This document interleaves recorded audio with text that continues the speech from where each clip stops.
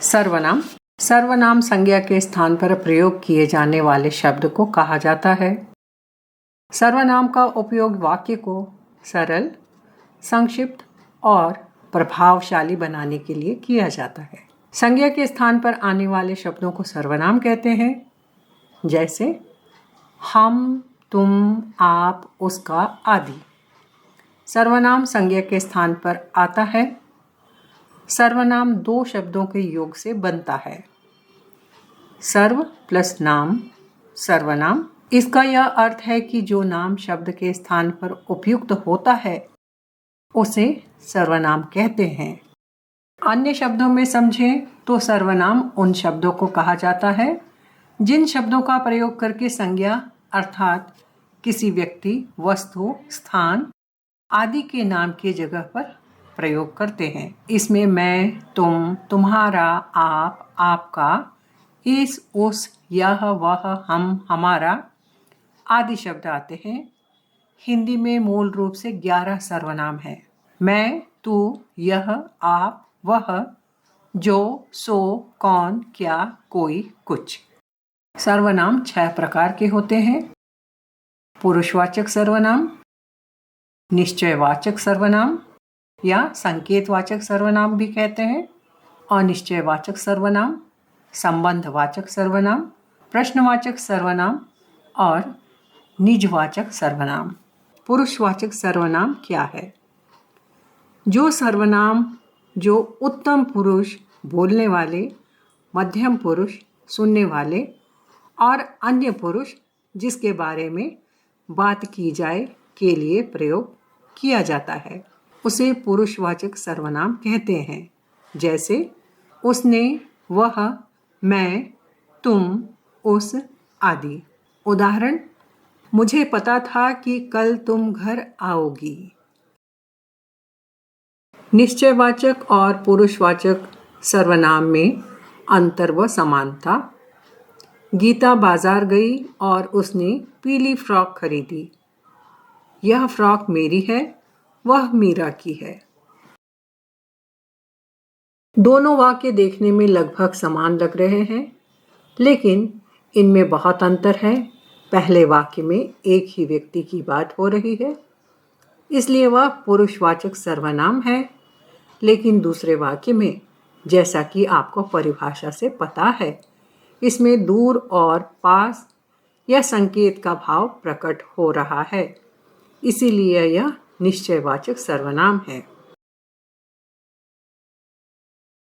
अनिश्चयवाचक सर्वनाम, जिस सर्वनाम से किसी निश्चित व्यक्ति या पदार्थ का बोध नहीं होता है, अनिश्चयवाचक सर्वनाम कहते हैं। जैसे बाहर कोई है, मुझे कुछ नहीं मिला, किसी ने मुझे फोन किया था, पता नहीं कौन था, कोई दरवाजा बजाकर चला गया। सरल शब्दों में कहें तो ऊपर दिए वाक्यों में किसी व्यक्ति या वस्तु के बारे में निश्चित नहीं है कि कौन है, क्या लिया, किसने फोन किया आदि, इसलिए यह अनिश्चयवाचक सर्वनाम है। कोई, कुछ, किसी आदि सर्वनाम शब्द आने पर ज्यादातर अनिश्चयवाचक सर्वनाम होता है, इस बात का ध्यान रखना चाहिए। संबंधवाचक सर्वनाम, संज्ञा के स्थान पर आने वाले जिन दो सर्वनाम शब्दों से संबंध का भाव प्रकट होता है उसे संबंधवाचक सर्वनाम कहते हैं। जैसे तुमने जो कार मांगी थी यह वही कार है। दूसरा, तुम जो बोलोगे मैं वैसा ही करूँगा। अगला सर्वनाम का भेद जो है प्रश्नवाचक सर्वनाम। जिन सर्वनाम शब्दों से किसी प्रश्न का बोध होता है उसे प्रश्नवाचक सर्वनाम कहते हैं। जैसे तुम कौन हो, तुम्हें क्या चाहिए, तुम यहाँ कब आए, वहाँ कौन गिरा था, यहाँ क्या रखा है। निजवाचक सर्वनाम, जो सर्वनाम 3 पुरुषों उत्तम, मध्यम और अन्य में अपना होने की अवस्था या भाव या अपनापन, निजता का, वह निजवाचक सर्वनाम कहलाता है। आप अपना काम खुद कर लेना, मैं अकेला ही कार साफ कर लूँगा, वह स्वयं स्कूटी से स्कूल चली जाती है। अब हम आगे बढ़ते हैं कि सर्वनाम का प्रयोग क्यों किया जाता है। प्रश्न उठता है। सर्वनाम का प्रयोग भाषा को सरल, संक्षिप्त और प्रभावशाली बनाने के लिए किया जाता है।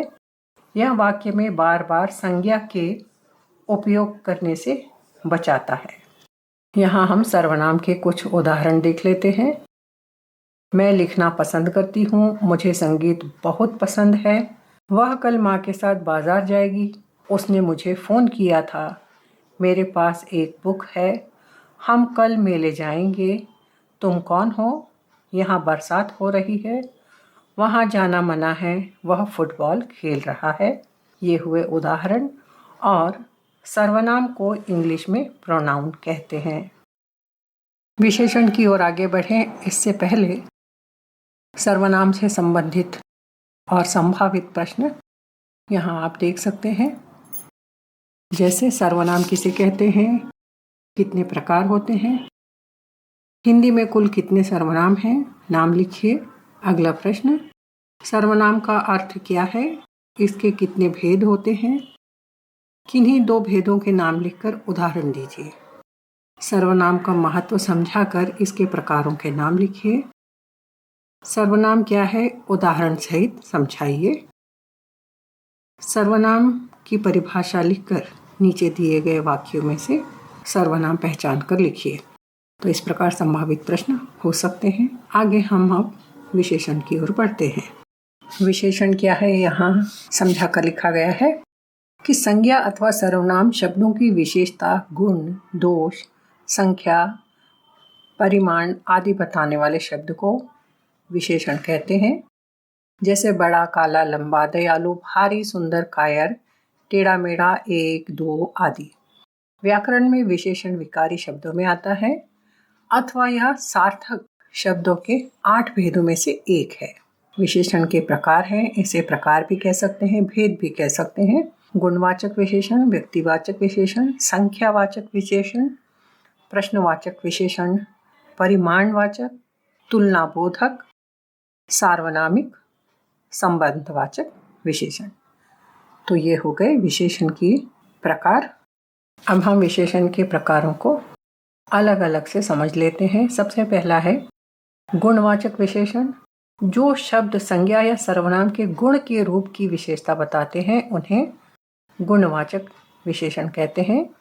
जैसे कालिदास विद्वान व्यक्ति थे। कालिदास की विशेषता बता रहा है कि वे विद्वान थे, व्यक्ति थे। कैसे थे? विद्वान थे। वह लंबा पेड़ है। उसने सफ़ेद कमीज पहनी है। उसने कमीज पहनी है। कैसी है इसकी विशेषता? सफ़ेद। तो इस प्रकार उदाहरण से भी आप अच्छी से समझ सकते हैं। अगला है व्यक्तिवाचक विशेषण। जो व्यक्तिवाचक संज्ञाओं से बनकर अन्य संज्ञा या सर्वनाम की विशेषता बतलाते हैं व्यक्तिवाचक विशेषण कहलाते हैं। जैसे जोधपुरी जूता, जोधपुर में बनने वाला जूती जो होती है उसे जोधपुरी जूती कहते हैं। बनारसी साड़ी, कश्मीरी सेब। इस प्रकार व्यक्तिवाचक विशेषण की संज्ञा हम देखते हैं। संख्यावाचक विशेषण, ऐसे विशेषण शब्द जो किसी संज्ञा या सर्वनाम की संख्या का बोध कराते हैं वे संख्यावाचक विशेषण कहलाते हैं। जैसे 1, 10, 2.5, सवा आदि। वाक्य होगा दुनिया में 7 अजूबे हैं, सतपुड़ा पर्वत है। अगला है प्रश्नवाचक विशेषण, जिन्हें प्रश्नवाचक निर्धारक भी कहा जाता है।